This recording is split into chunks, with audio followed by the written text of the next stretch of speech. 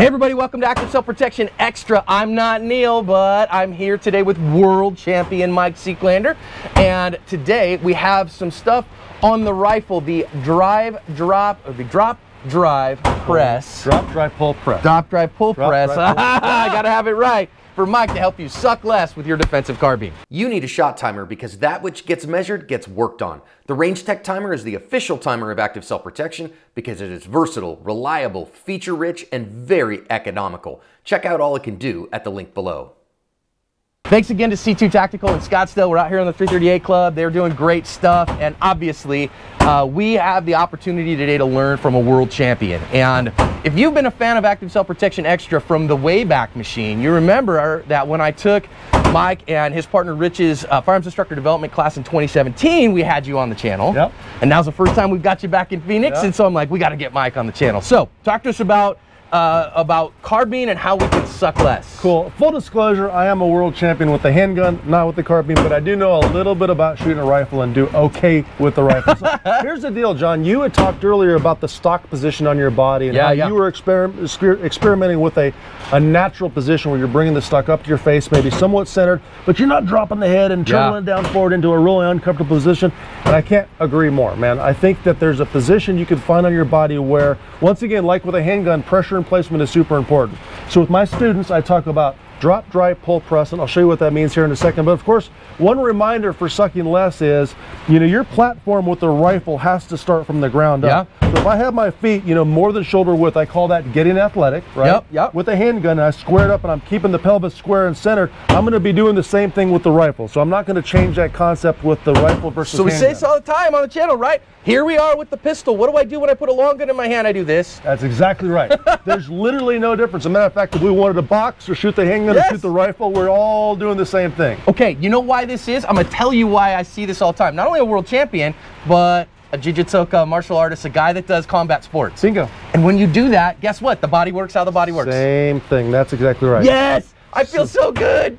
So let's talk about the positioning. Number one, with your rifle, and it doesn't matter if you're shooting a rifle or a shotgun, it really doesn't matter what you're shooting, assuming that you're trying to maximize your recoil recovery. So for example, if we're doing one long range shot for hunting purposes, don't need recoil management. Exactly. Maybe this doesn't apply as much, but if we need recoil management, multiple shots with an automatic shotgun, multiple shots with a rifle, multiple shots for defensive purpose, whatever it is, this is important. So number one, when I build my cheek weld position, it's super important to me that I have the stock in a position where I'm not having to drop my neck and my head down and forward too much. And I know some of the schools of thought out there, like, we got to get our nose up on the charging handle. I'm not sure where a lot of that stuff comes from, but it just doesn't work out from a mechanical standpoint if you play with it. Okay? When it comes time to shoot fast, you got to keep your head in as upright a position as you can. Exactly right.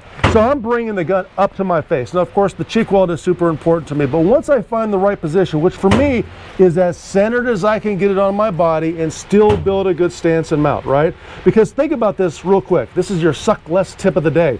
The more the stock is on your shoulder to the outside, the more leverage the gun has against you. The more it's going to turn your upper body, and the more the recoil is going to move like this. So I want to have my stock as centered as possible and nearly up to my face where I don't have to drop my head. Now there will be a little bit of pushing down into the cheek weld, John, but not a lot, okay? Let's talk about drop, drive, pull, press. Number one, when I'm shooting, I'm going to drop the shoulder, the elbow down. The elbow comes down. I'm driving the elbow down as far as I can. This does two things. It solidifies my chest. It also gets it out of the way, right? If you're shooting around the edge of the wall, exactly. There's no chicken wing in it all, okay? So I'm dropping the elbow down. I'm driving the shoulder into the gun while I pull the gun into my shoulder. Okay. So what I'm doing is I'm increasing the pressure between the stock and my body a lot, okay? Drop, drive, pull, and then I'm taking my cheek and I'm literally pressing it into the actual stock, making sure that I feel my cheek weld, which lines my eye up with the optic and gets my eye on the optic very quick. Okay. Drop, drive, pull, press. Drop, drive, pull, press. Let's shoot it. Put it on some timer. Let's do it. Let me do a few reps, then I'm going to have you shoot. Okay? Sounds good. All right, here we go. All right, so we're going to work some reps on this, and once again, I have a nice square athletic stance. And remember, when you're doing something with the rifle or shotgun or handgun, whatever you're doing, your manipulations and the repetitions have to be as perfectly as possible. So have to be done as perfectly as possible. So what I'm doing here is, you know, I'm gripping the rifle like I would normally, and my safety's on because I'm not shooting the rifle. You're not shooting. So every time I mount that rifle to my face, I'm going to be wiping the safety off. So when you're practicing this drill one round at a time, make sure you're wiping the safety off and back on. And back on. Off and back on. Off okay? the sights, on the safety. That's exactly right. So here I've got my stock position, right, as centered as possible, not in a position where I have to lower and move my head forward, okay? And then all I'm going to do is I'm going to slowly bring the gun up to my face, and I'm going to start to drop the elbow, drive the shoulder forward, safety goes off, pull the stock into my body, press my cheek down into the cheek weld. I see the dot, and I can fire that shot, okay? Safety goes back on, mount the rifle, drop, drive, pull, press, fire that shot. Safety goes back on. And every time I'm doing this, I'm not just paying attention to what the dot does, but I'm paying attention to what my body does.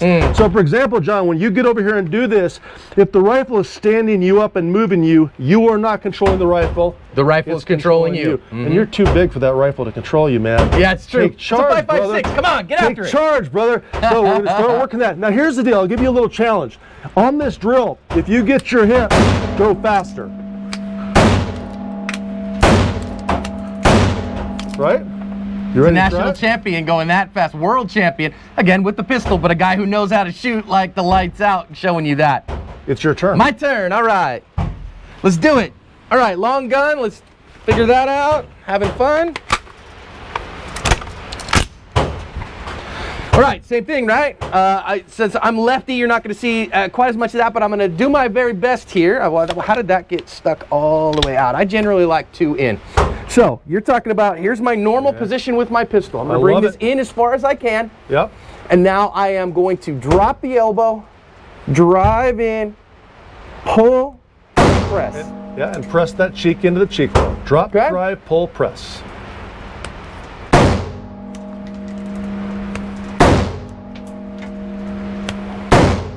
I like what I'm seeing. Come on, Korea. Oh, come Get on, behind the gun. Go. Pull that stock into your body. Hey, guess what? He knows what he's talking about. Well, I think the biggest thing that I see here is that as I drop my elbow and really drive myself into the gun, what it does is it makes the approach to my optic consistent. That's right. Is that it brings the optic to my eye so that I'm not, one of the things I see people doing all the time is they're coming up like this and then going, where exactly right. That is cheek my weld optic? is really, really important, man. Okay, here we go. Do it, try it one more time, but I want to give you a little test. I'm going to show you the test here in a second. All right. One more shot. Get it down. Good. Okay. So what I tell my students is, if you can control the recoil for 1 shot, you should be able to control the recoil for 5 shots. So let me demo this real quick for you, John. So we've done our 1-shot drill. We worked on our recoil control. We're drop, drive, pull, press. So now we're going to do a 5-shot drill. 5-shot drill. And the 5-shot drill is going to show you if you're controlling the rifle. Yeah, you'll be able to see real fast. Or the rifle's controlling you. So I want you to pay attention once I mount the rifle and fire my shots, what my upper body does. So I'm going to drop, drive, pull, press. Okay. So we're going to shoot a 4 to 5 shot drill. One more time. So when I do this, there shouldn't be any movement of the dot. I call it the wiggle. Right? The wiggle. The dot goes wiggle, wiggle, wiggle, wiggle, or your optic goes wiggle, and that's all it does. It's not going whoop. It's not going whoop. Wee all over. It's not doing the wee. It's doing the wiggle. Let's figure it out. Let's see if I can do it. 5 shots. Control that recoil. Okay, so here we set in. All right, drop, drive, pull, press. There you go. Now, did you feel your upper body move slightly back? Very slightly on the 4th shot. So get a little more pressure behind the gun. Okay, a little more pressure. Counterbalance with the lower body and rock and roll. Yes, much better. Feel it improve? Very much better. And if we bring in, we weren't out there that far. Wow, we're going to actually show the target on video. Nobody does this on YouTube, does John. that. Come on, man. Let me verify. There they are. So I think the proof's in the pudding. I think so. I think you see that, guys. Here's how you can suck less this week. 3 times. Work that drop, drive, pull, press, and I think you'll get better as a shooter. Mike, thanks for coming on, man. Thank you.